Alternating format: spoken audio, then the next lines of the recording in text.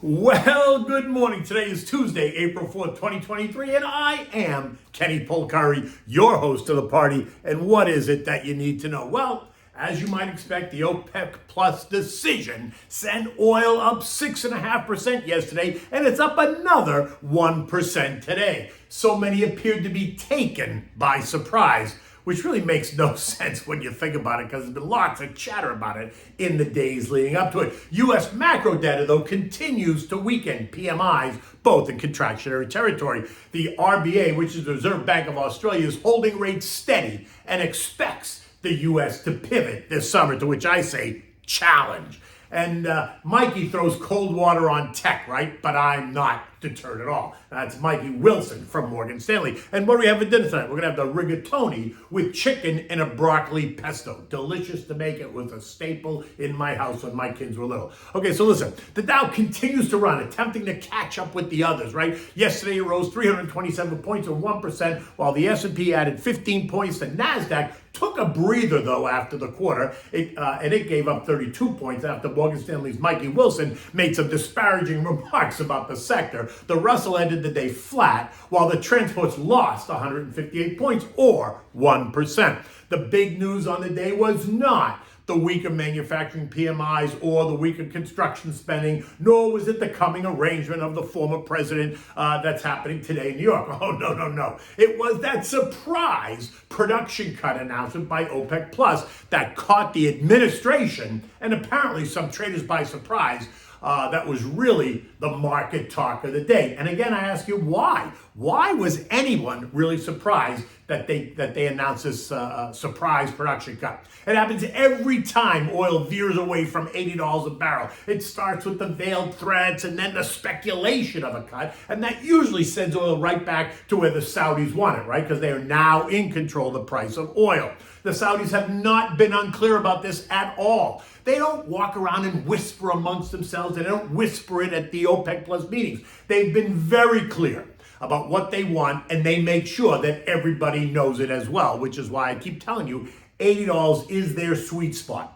Recall, the latest time, it all started when oil broke into the low 70s last month, right? The rumbling, the chatter, stories about how demand in China and, by the way, in India was waning. Never mind that China is expected to be 40% of the increase in demand, burning an additional 1.3 million barrels per day this year, bringing their total daily consumption to 16 million barrels per day, while total global demand is more than 100 million barrels per day. And never mind that China has become the largest importer of oil, buying it from whoever will sell it to them. Russia, the Saudis, Norway, Brazil, Venezuela, Iran, Iraq, and, by the way, the U.S. You see, we sold it to them out of our SPR, the Strategic Petroleum Reserve, when Joey and his advisors thought it was a good way to bring down the price of oil while he kept his promise to Gigi, right? Economists talked about the coming global recession and how that would destroy demand. And then they told us about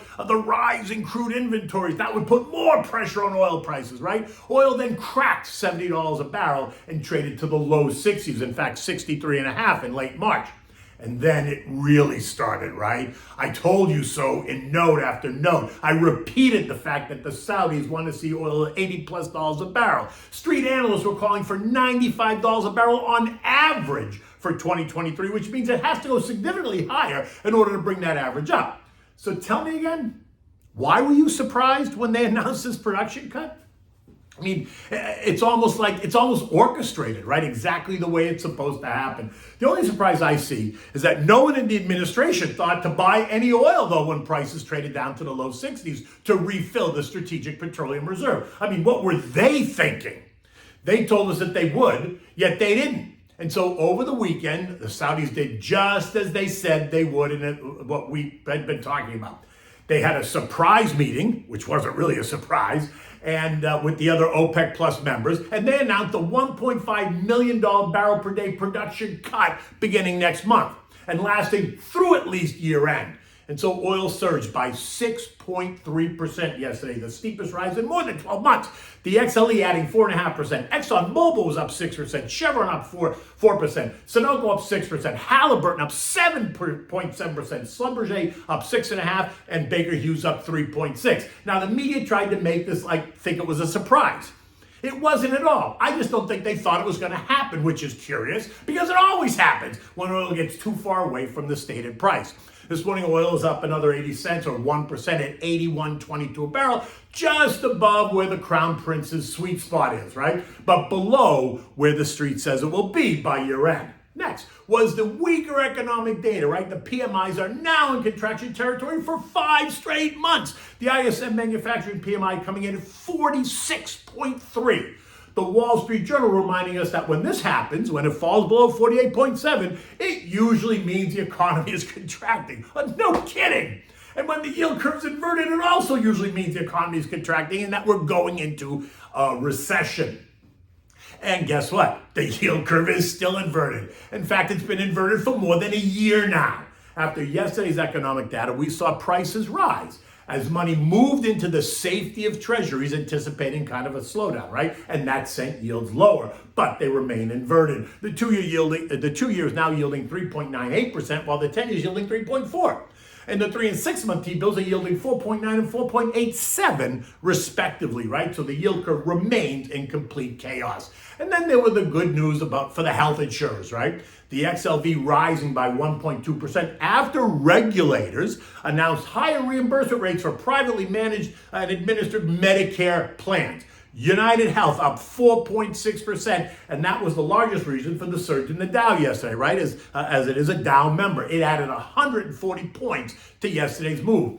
ELV rose by 3.6%, Cigna rose by 2.5%, and Humana added 5%. So the insurers all did well yesterday. But tech, that got slammed a bit after the spectacular moves that we witnessed last quarter. Mikey Wilson of Morgan Stanley fame came out over the weekend and said that the move up in tech didn't make any sense to him and that the tech sector is not a safe haven sector. In fact, Fortune magazine runs with this headline. Wall Street's top strategist says 20% tech stock rally has gone too far and the sector will return to new lows is the headline. New lows. Think about that for a minute. It's going to give back all the gains so far that it made this year. And it's made double-digit gains, right? Now, new lows. In the article, he warns that the 20% advance in tech isn't sustainable and predicts a fallout. Then the JP Morgan strategist, he joined in saying that it may not be the best place to be right now, citing earnings risks, unattractive valuations, and very high prices relative to the long term. Whatever. Listen, in the end, I'm not selling my Apple, Amazon, Microsoft, IBM, or NVIDIA. And it would be, in fact, I would be a buyer on any material weakness. In the meantime, I reinvest all the dividends and I remain fully engaged with that, right? Karish? I'm not running out the door on those big tech mega cap names. I'm just not. This morning, U.S. futures are higher as concern over rate hikes apparently receded today. Bloomberg telling us that amid signs that central bankers are not in any rush to raise rates. And I'd like to know where they get that from, right? The market is now pricing in a 65% chance of another 25% rate hike in just 4 weeks. The article goes on to say, though, that yesterday's oil news will prevent the Fed from speeding up the pace of those hikes. So you see how they did that, right? What that now says is that 50 basis points is off the table. They can't possibly raise by 50, so 25 now looks like a win, and that's bullish. And the news then also overnight that the RBA, which is the Reserve Bank of Australia, has decided to pause on their rate hikes, right? Holding their rate steady at 3.6% to give them time to assess the state of their economy and what effect the prior rate hikes have had. They also noted that they want to see what effect that the recent U.S. banking crisis, which isn't really a crisis, is having on the U.S. and the global economy. The underlying implication there was that they expect the Fed to pivot in late summer or early fall, something that I don't think is happening at all. This morning, Dow futures were up 40, the S&P was up 14, the Nasdaq was up 65, and the Russell was ahead by 6 points. Economic data today includes the JOLTS job openings, right? Expected to show 10.5 million jobs.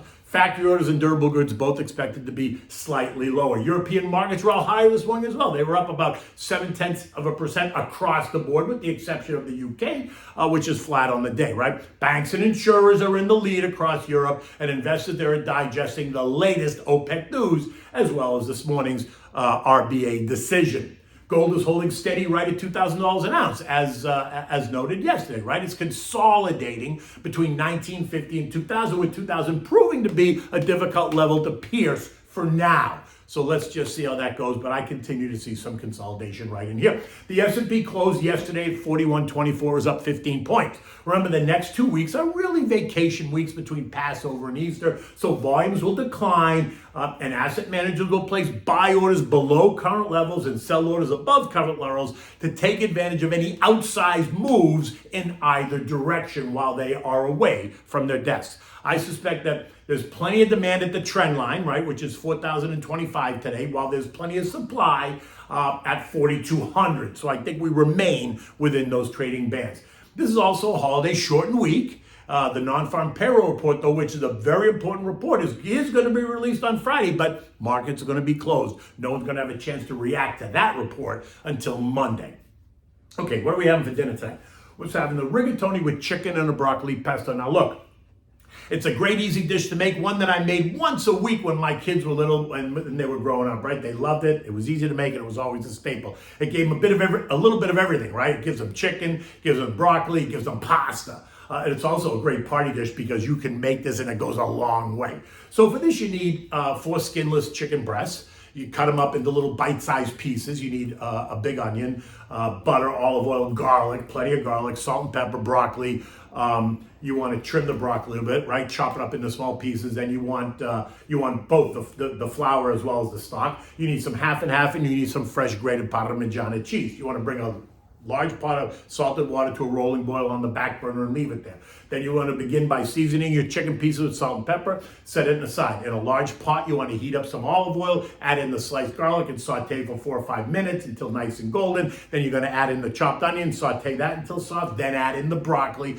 Mix it all up, turn the heat to medium and cover, stirring it occasionally. You want the broccoli to become soft, right? It takes about 15 minutes or so.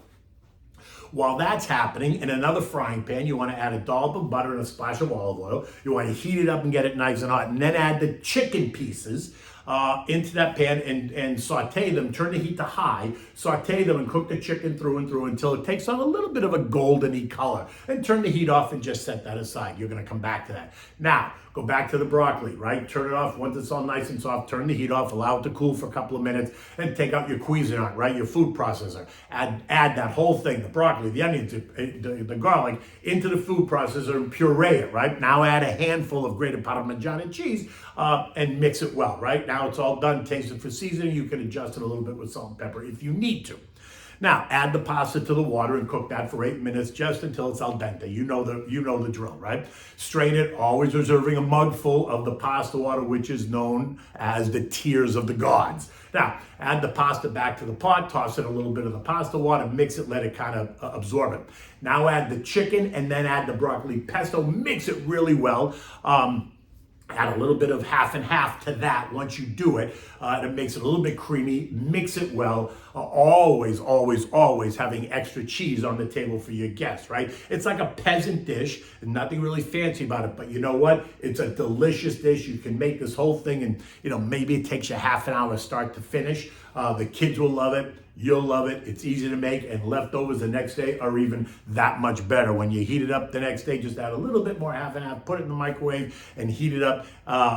It's always, always delicious. In any event, look, the day is getting started here. The sun is out. It's not going to be hot, hot, hot. It's a little bit cloudy today, but it's not going to rain. In any event, until tomorrow, take good care.